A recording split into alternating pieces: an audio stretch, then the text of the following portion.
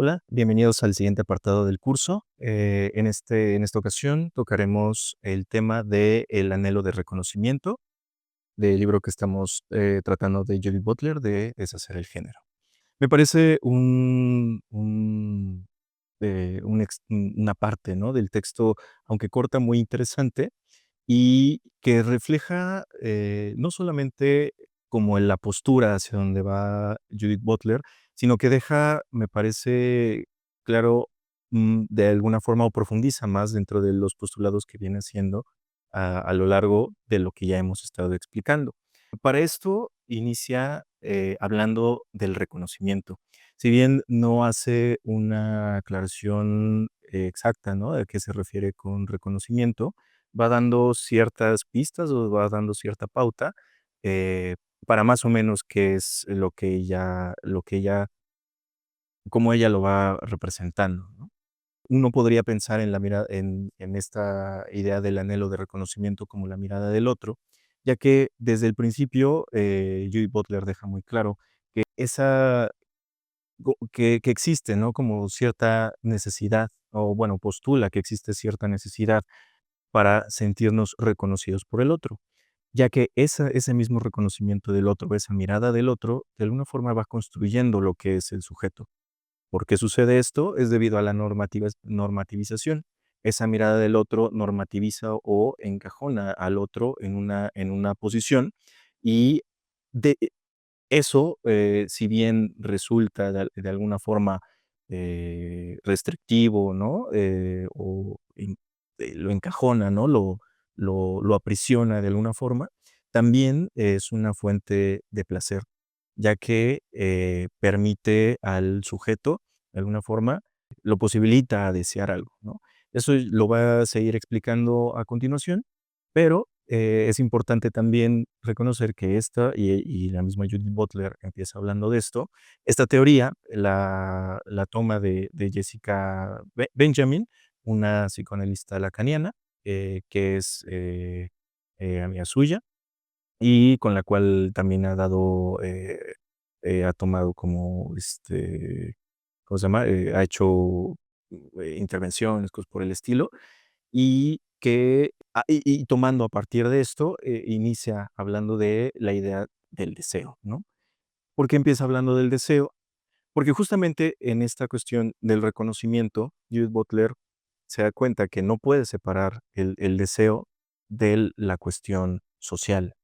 Siempre una mirada del otro, siempre una cuestión social, te empuja a desear o te encajona dentro de un deseo. Como mencionaba, entonces, esta idea de el reconocimiento del otro, para Judith Butler es clave para empezar a pensar cómo se va constituyendo un sujeto.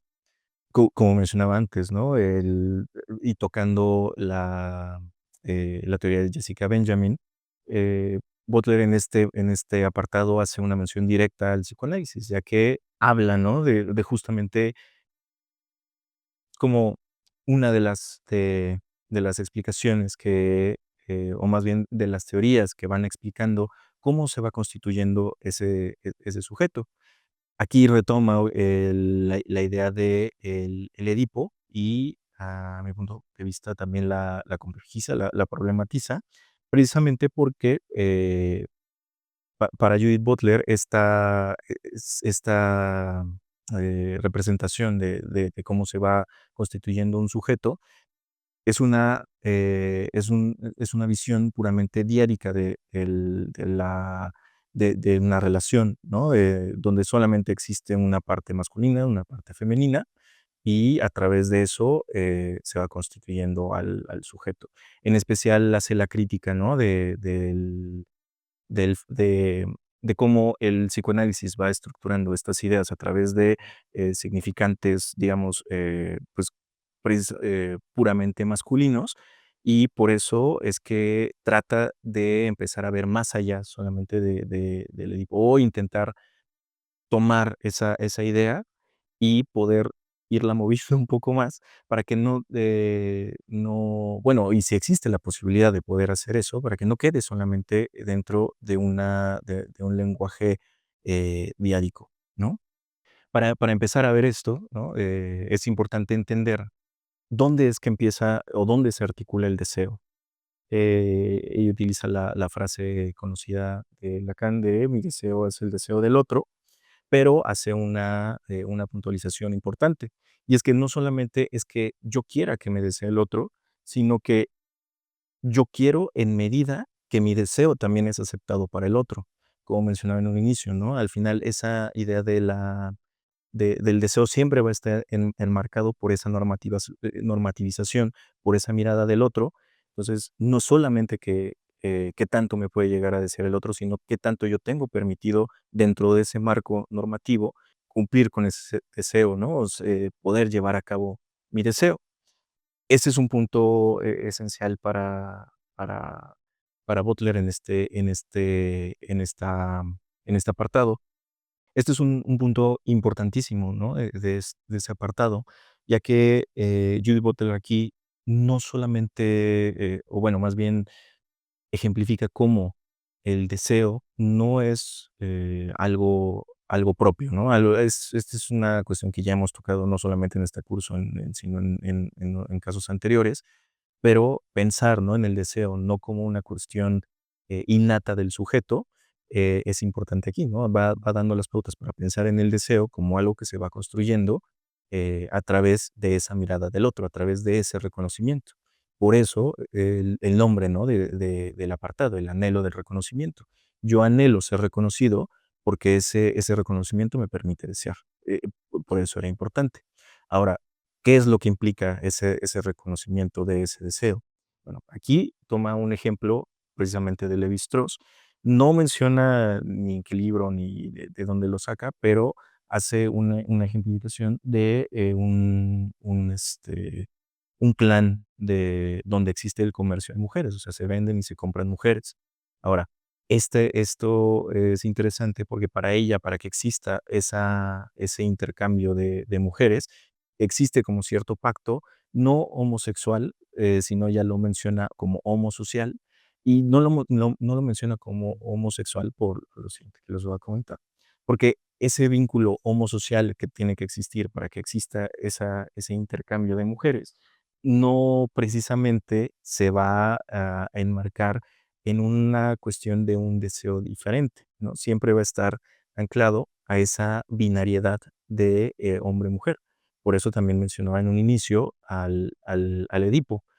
Esto es muy, muy interesante, porque lo que nos permite ver es que estos vínculos, ¿no? Que se van estableciendo con el otro, incluso aunque puedan llegar a ser pensados como homosexuales o heterosexuales, vienen enmarcados o vienen articulados dentro de la misma lógica de esa binariedad. Por eso es que en este apartado Butler hace mucha referencia precisamente a la idea de binariedad, no tanto como a una idea de hombre o mujer o homosexual, heterosexual, sino que su crítica directa va hacia esa idea de la binariedad con la que se ven los vínculos sociales comúnmente. Y eso es muy importante, ya que incluso la crítica que hace aquí Butler no solamente es hacia la idea de hombre o mujer, sino incluso hacia si puede existir una diferencia entre lo homosexual y lo heterosexual si el deseo se articula dentro de esa misma lógica, binaria, al final de cuentas. Por lo tanto, aquí entramos en una paradoja interesante. Por un lado, esa identificación o ese reconocimiento se encuentra pegado al deseo porque nos permite desear, pero también se ve en la parte como destructiva o aprisionadora, porque también ese deseo nos encuadra en un solo lugar, que no permite tampoco una visión diferente, ¿no? De cómo poder desear, ¿no? O desde un punto de vista tal vez más lacaniano, tal vez de gozar. Para Butler, esto es precisamente por esa visión binaria que tenemos de los vínculos la crítica que le hace a Jessica Benjamin. Porque para poder llegar a pensar ella en una forma diferente de desear, primero se tiene que romper con esa binariedad. Aquí es donde ella piensa que debería de existir un triángulo, ¿no? Un tercero, pensar tal vez en un tercer sexo, porque realmente eso es lo que nos permitiría alcanzar una idea de alteridad, como ella lo menciona acá. ¿Por qué no existe una idea de alteridad para Butler en un punto binario? Y es precisamente por eso, porque la idea del otro, para que exista para que yo entienda a un otro, primero tengo que identificar a ese otro. Y para identificar a ese otro como un otro, tendría que colocarle lo que yo no soy. Por lo tanto, estoy representando al otro a través de mi propia visión de lo que yo soy. Por lo tanto, en esa binariedad solamente existe una visión narcisista de lo que es el otro. Tendría que haber un tercero que salga de ese otro para que realmente exista una alteridad y se pueda pensar en algo diferente. Así es como lo propone Butler en este apartado. Y de ahí me surgen ideas muy, no sé, muy llamativas, ¿no? Que creo que estaría bien pensar, que obviamente no tienen una respuesta en este momento, pero que sí nos da pauta a abrir esta concepción de lo que teníamos conceptualizado como la sexualidad, ¿no?